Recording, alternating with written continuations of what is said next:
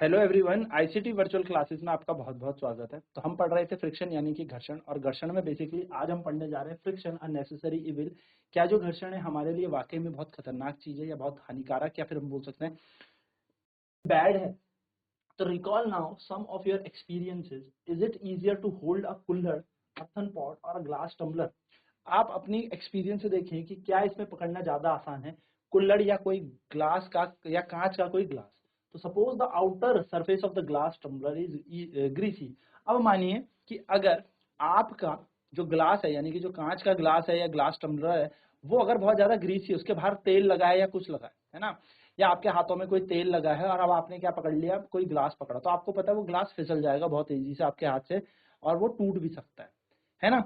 लेकिन अगर वही आपके हाथ में तेल लगा या ग्रीस लगा और आपने कोई मटका पकड़ा, तो वो मटका आपके हाथ से नहीं गिरेगा। रीजन क्या है कि अगर ग्लास है तो ग्लास एक स्मूथ सरफेस है, अब उसके ऊपर कोई ग्रीस लगी है या फिर आप समझ लीजिए कोई तेलीय पदार्थ लगा है, तो होगा क्या, जब हम उसे अपने हाथों से पकड़ेंगे तो वहां पर फ्रिक्शन हो जाएगा कम, घर्षण हो जाएगा कम, जिसके कारण वो हमारे हाथ पे रुकेगा नहीं, पकड़ नहीं पाएंगे, गिर जाएगा। यानी कि आपके दिमाग में एक सबसे पहली चीज आनी चाहिए कि अगर हम किसी चीज को पकड़ पा रहे हैं, if we are able to hold anything around us just because of friction, घर्षण के कारण ही हम पकड़ पा रहे हैं।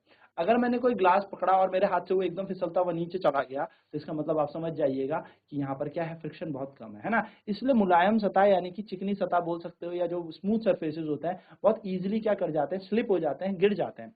आप लोग देखते होंगे कई बार रोड में चलते चलते हुए भी हम कई बार फिसल के गिर जाते हैं, अगर काई है या कोई चीज ऐसी है बहुत ज्यादा ही, जैसे केले के छिलके के ऊपर गिर जाते हैं, तो केले का छिलका क्या कर देता है, फ्रिक्शन को कम कर देता है, यानी कि घर्षण को कर देगा कम। और घर्षण को अगर उसने कम कर दिया तो होगा कि हम उस पर पैर रखेंगे और फिसल जाएंगे। यानी कि घर्षण हमारे लिए फायदेमंद भी है। अगर घर्षण है तो हम तभी चल पा रहे हैं। केले के ऊपर अगर छिलका है, उसके ऊपर हम क्यों फिसल जा रहे हैं, क्योंकि वहां पर घर्षण कम हो गया। लेकिन रोड पे हम नहीं फिसल रहे हैं, क्यों, क्योंकि रोड पे क्या है, घर्षण ज्यादा है, यानी कि फ्रिक्शन फोर्स ज्यादा है, by which we are able to walk, by which we are able to move. तो बेसिकली हम कह सकते हैं यस कि it is easier to hold a earthen pot. Earthen pot को अगर आप पकड़ेंगे, अगर उसके बाहर कोई ग्रीस लगी है, मटके के बाहर कोई ग्रीस लगी है, तो इजीली आप उसे पकड़ सकते हो कंपैरेटिवली किसी ग्लास टम्बलर के, क्योंकि ग्लास को जब आप हाथ से पकड़ेंगे या ग्रीसी ग्लास को हाथ से पकड़ेंगे तो वो आपके हाथ से स्लिप हो जाएगा। ठीक है, so recall also how difficult is to move on a wet muddy track, है ना। ये भी देखिए कि जब एक मडी ट्रैक होगा यानी कि रास्ते में बहुत मिट्टी होगी, कीचड़ होगा, तो उसमें हम फिसल जाते हैं, बहुत वॉक करना बहुत मुश्किल हो जाता है। और वेट मार्बल फ्लोर, या हम कई बार पोछा मार देते हैं घर पे, या फिर कई बार हम क्या कर देते हैं, गलती से हम कोई साबुन का झाग है या गीले चप्पल लेके अगर हम चले गए तो फिसल जाते हैं। आपने इमेजिन किया भी होगा, है ना, कि अगर हमारे स्लीपर्स हैं जो वेट है तो वो कई बार फिसल जाते हैं फ्लोर के ऊपर, है ना। Can you imagine being able to walk all if there were no friction? तो आप इमेजिन कर सकते हो कि अगर घर्षण होता ही नहीं तो आप कितनी आसानी से यहाँ पर चल पाते? नहीं, आप गिर जाते, आप चल ही नहीं पाते। You could not write with pen. आप यहाँ पर देखो, ये जब मैं लिखता हूँ तो एक आवाज आती होगी, तो आवाज भी आ रही है, यानी कि मैं लिख भी किसके कारण पा रहा हूँ, घर्षण के कारण ही पा रहा हूँ। अगर आप अपनी कॉपी पे लिखते हैं तो वो भी घर्षण के कारण ही लिखते हैं, फ्रिक्शन के कारण। When your teacher is writing with chalk, जब हमारा टीचर चौक से ब्लैक बोर्ड पे लिखते हैं तो वो रफ सरफेस जो है वो रब करती है चौक को, और आप देखते होंगे पार्टिकल जो है वो नीचे गिरते हैं। कुछ पार्टिकल जो होते हैं वो कहाँ चिपक जाते हैं, बोर्ड में चिपक जाता है ना। तो ये किसके कारण होता है, ये होता है सारा का सारा घर्षण के कारण ही। तो चलिए हम फटाफट इन पॉइंट्स को नोट डाउन कर लेंगे कि घर्षण हमारे लिए नेसेसरी इविल क्यों है, क्या है, बहुत ज्यादा जरूरी है, क्योंकि क्वेश्चन आता है explain why friction is necessary evil. तो आप ये सारी चीजें बताएंगे।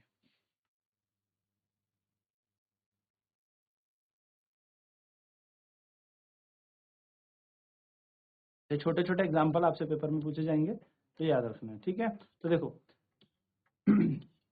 तो हमारे जो ब्लैक बोर्ड में हमारे कुछ पार्टिकल जो चौक के होते हैं वो स्टिक हो जाते हैं, चिपक जाते हैं, और बाकी चौक के पार्टिकल नीचे गिर जाते हैं। तो could it happen if there were no friction? ऐसा होता यदि कभी घर्षण नहीं होता, जो चौक है वो बोर्ड पर चलती नहीं। So if an object started moving, अगर कोई वस्तु चलना शुरू करती है, it would never stop if there were no friction. तो अगर हम उसे छोड़ देते वो चलती जाती रुकती ही नहीं। उसके पीछे का मुख्य कारण ये है कि अगर घर्षण नहीं होता तो वो बॉडी नहीं रुकती, इसलिए घर्षण होना बहुत जरूरी है, यानी कि फ्रिक्शन होना जरूरी है। Had there been no friction between the tires of the automobile and the road, कोई भी घर्षण नहीं होता ना तो टायर, देखा आपने कई बार ऐसा देखा होगा कि बर्फ पड़ी है और गाड़ियां चलती नहीं है, स्लिप करती हुई फिसलती हुई आ रही है ना? क्यों? क्योंकि घर्षण ही नहीं है, वहां पे घर्षण जीरो हो चुका है, तो इसलिए वहां पे फिसलती रहती, चीज रुकती ही नहीं अगर घर्षण नहीं होता। So they could not been started और स्टॉप्ड और turned to change the direction of motion. तो अगर फ्रिक्शन नहीं होता तो कोई भी बॉडी चलती तो लेकिन रुक नहीं पाती, और वैसे रुकती तो चल नहीं पाती, या फिर अपनी दिशा परिवर्तित नहीं कर पाती। ठीक है, इवन तो हम एक कील तक नहीं ठोक पाते, हम क्या नहीं कर पाते, एक कील को भी इंसर्ट नहीं कर पाते दीवार में, यानी कि we could not able to fix a nail on the wall. So हम क्या नहीं कर पाते, क्या नहीं कर सकते थे, एक कील को भी हम दीवार में फिक्स नहीं कर सकते थे। हम कभी टाई की एक नोट नहीं बांध सकते थे अगर फ्रिक्शन नहीं होता। Without friction no building can be constructed, और कोई बिल्डिंग भी नहीं बन सकती अगर घर्षण ना हो। तो अगर घर्षण ना हो तो फिर कुछ भी ना हो। हमें सब दिख रहा है, हम चल नहीं पा रहे, हम लिख नहीं पा रहे हैं, है ना? हम चल नहीं पा रहे एक जगह से दूसरी जगह, हम रुक नहीं पाएंगे, क्योंकि अगर हम चल गए तो रुकेंगे ही नहीं। हम अपनी दिशा नहीं मोड़ सकते, घर्षण होना बहुत आवश्यक है। हम टाई नहीं बांध सकते। आप लोगों ने सुना होगा ऐसे ऐसे करते हैं कई बार, गर्मी में आग नहीं जल पाती, क्योंकि आग भी है जो घर्षण के कारण ही जली थी। आग नहीं जलती तो कुछ भी नहीं होता, और ये ना इतनी डेवलपमेंट होती, ना कुछ हो पाता, ना बिल्डिंग बनती, ना कुछ होता। हम खाना नहीं पका पाते, फूड कुक नहीं कर पाते अगर आग नहीं जला पाते। तो बहुत सारी चीजें एक दूसरे से रिलेटेड होती है। तो definitely the friction is very very important for us, huh? Note this all point.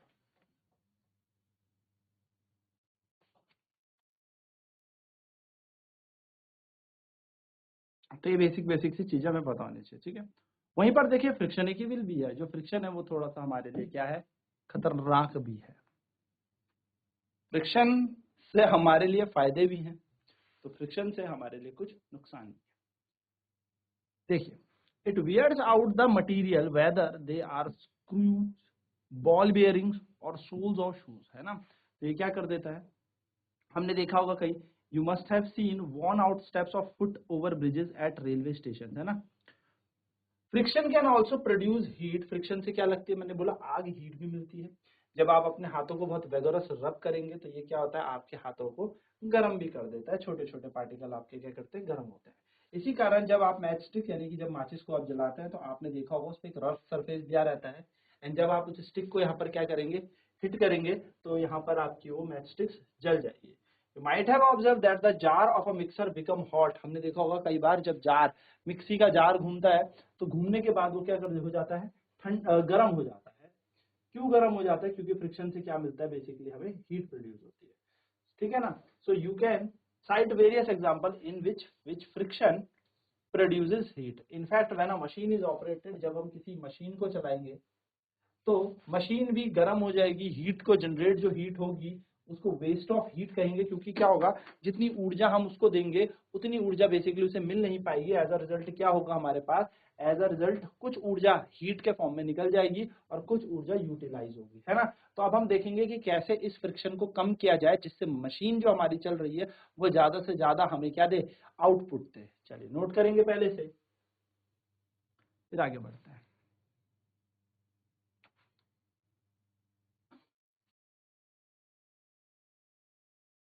चलिए आगे देखते हैं।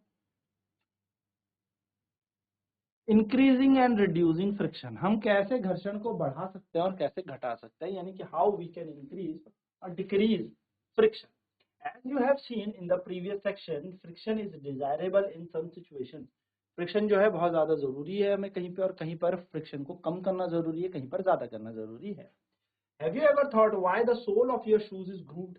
आपने देखा है कि आपका जो शूज होगा, यानी कि जो आपके जूते हैं, उनका जो सोल होगा वो सोल कुछ इस तरीके से बनाया जाता है, यानी कि सोल में हमारे ग्रूविंग हुई रहती है ना? प्लेन नहीं होता, फ्लैट नहीं होता सोल। सोल में कुछ ना कुछ डिजाइन आपको बना हुआ मिलेगा, इधर उसमें थोड़े से आप देख सकते हैं स्पाइक्स हो या कुछ भी हो, है ना? जैसे हम लोग फुटबॉल क्रिकेट खेलते हैं या किट होती है हमारे पास फुटबॉल खेलने की, उसमें स्पाइक्स होते हैं छोटे छोटे, फिसले ना जिससे जूते। It is done provided that shoes better grip on the floor. इससे क्या होता है कि आपके जूतों की ग्रिप बहुत अच्छे से बने, सो दैट आप इसमें इजिली मूव कर सके, है ना? उसी तरीके से जो थ्रेडेड टायर्स होते हैं, कार्स होती है, ट्रक्स होती हैं, बुलडोजर्स होते हैं, इनमें बेटर ग्रिप बनाने के लिए हमारे पास देखा होगा अपने टायर में ऐसे ऐसे शेप दिए जाते हैं, ग्रिप बोलते हैं हम बेसिकली, टायर की ग्रिप होती है। ये क्या करती है, ये भी एक अच्छा कांटेक्ट बनाए जमीन के साथ, और फ्रिक्शन यानी कि घर्षण कम हो सके, सॉरी घर्षण को बढ़ा सके, जिसके कारण ये बहुत अच्छे से मूव कर सके, क्योंकि घर्षण ज्यादा होगा तो ये टायर फिसलेंगे नहीं, ये जूते फिसलेंगे नहीं और वो प्रॉपरली चल सकेंगे। घर्षण से सीधे सीधे बात समझ सकते हैं कि घर्षण कम होगा तो चीजें फिसलने लगेंगी या बहुत स्मूथ सरफेस हो जाएगा। ठीक है, नोट करेंगे इसे, फिर आगे की बात करते हैं।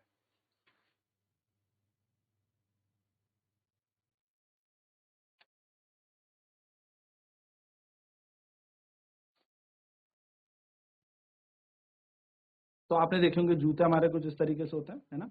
तो हम कह सकते हैं कि we deliberately increase friction by applying brake pads in the brake system. तो जब हम साइकिल में या अपनी बाइक में या कार में जब भी ब्रेक लगाते हैं, या वो ब्रेक में शू पैड्स बोलते हैं, या है ना, तो वो बेसिकली क्या कहता है, ब्रेक शूज जिसको हम कहते हैं, वो बेसिकली क्या है, एक फ्रिक्शन प्रोवाइड करने के लिए होता है।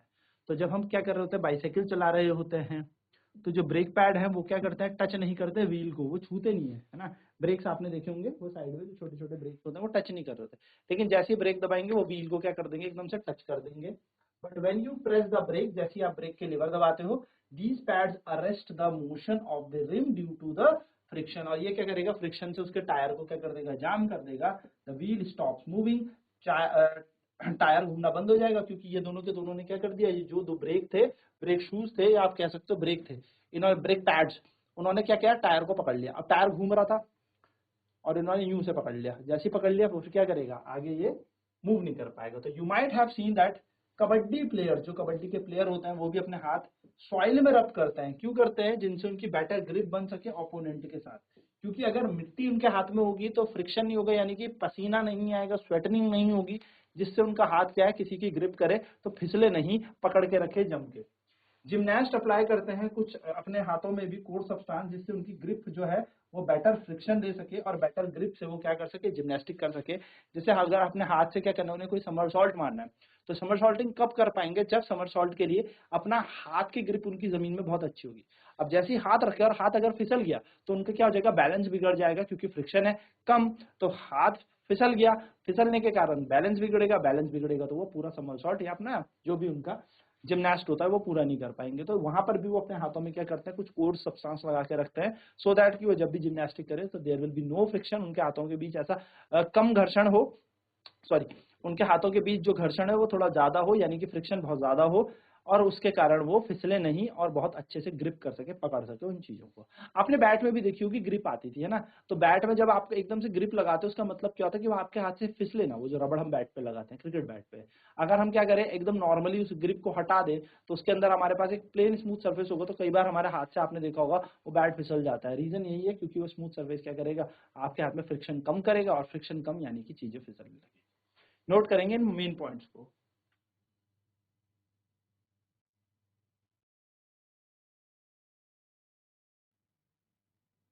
तो देखिए, in some situation however friction is undesirable, कहीं कहीं पे हमें बिल्कुल नहीं चाहिए होता, मिनिमम करना होता है। अनडिजायरेबल मतलब अगर फ्रिक्शन ज्यादा होगा तो फिर चीजें खराब होने लगेगी। Why do we sprinkle fine powder on carrom board. अब हमें क्या करना पड़ता है, जब हम कैरम बोर्ड खेलते हैं, जब हम स्ट्राइकर मारते हैं, हमारे स्ट्राइकर आगे नहीं जा रहा, तो फिर हम पाउडर डालते हैं वहां पे। रीजन क्या है, फ्रिक्शन कम हो जाए, नहीं तो कैरम खेलना बेकार है।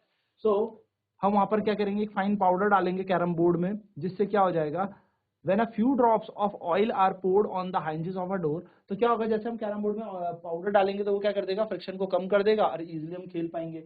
हमारे घर के दरवाजे चू चू करते हैं, है ना, तो वहां पे क्या हो जाता है, उन पे जंग लग जाती है, तो हमें क्या करना पड़ेगा, उसमें तेल वगैरह डालना पड़ेगा हाइंजेस में, जिनको कब्जे बोलते हैं उनमें, जिससे कि हमारे डोर इजीली मूव करे। क्यों, क्योंकि फ्रिक्शन ज्यादा होगा तो हमारा दरवाजा मूव नहीं करेगा, चलेगा नहीं, ढंग से घूमेगा नहीं। A bicycle and a motor mechanic uses grease between the moving part of the object machines, है ना।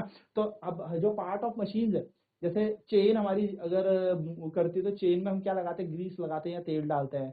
हर जो मूवेबल पार्ट है, जहाँ पर बेरिंग्स भी होती है, जहाँ टायर होता है, वहां पे हम तेल वगैरह डालते हैं, ग्रीस लगाते हैं। उसके पीछे का मुख्य कारण क्या है, कि वो चीज बहुत इजीली मूव करे, बहुत आसानी से मूव करे।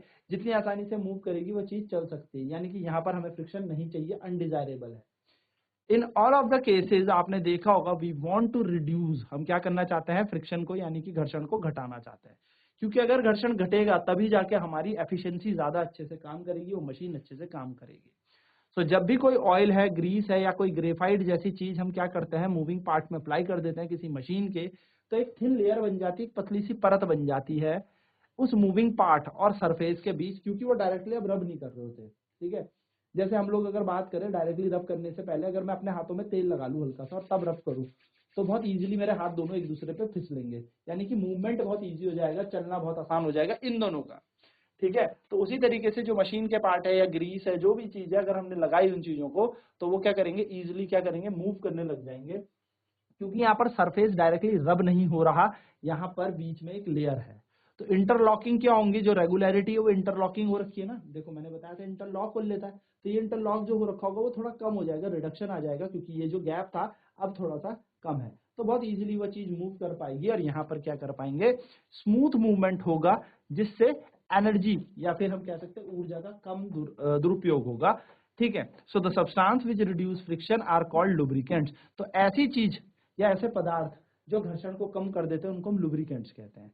तो in some machines it may be able not advisable to use oil as a lubricant, कुछ कुछ मशीन में मना करते हैं कि ऑयल यूज मत करो as a lubricant. In air cushion, उसके बीच में क्या दे देते हैं, एयर कुशन, हवा रखते हैं, जिससे कि वो आराम से मूव करे। चिपका के नहीं रखते, चिपका के रखेंगे तो क्या होगा, घर्षण बढ़ जाएगा, तो बीच में थोड़ा सा हवा रखते हैं जिससे कि वो इजिली मूव कर सके। ठीक है, तो ये बात याद रखनी है, नोट करेंगे इसे।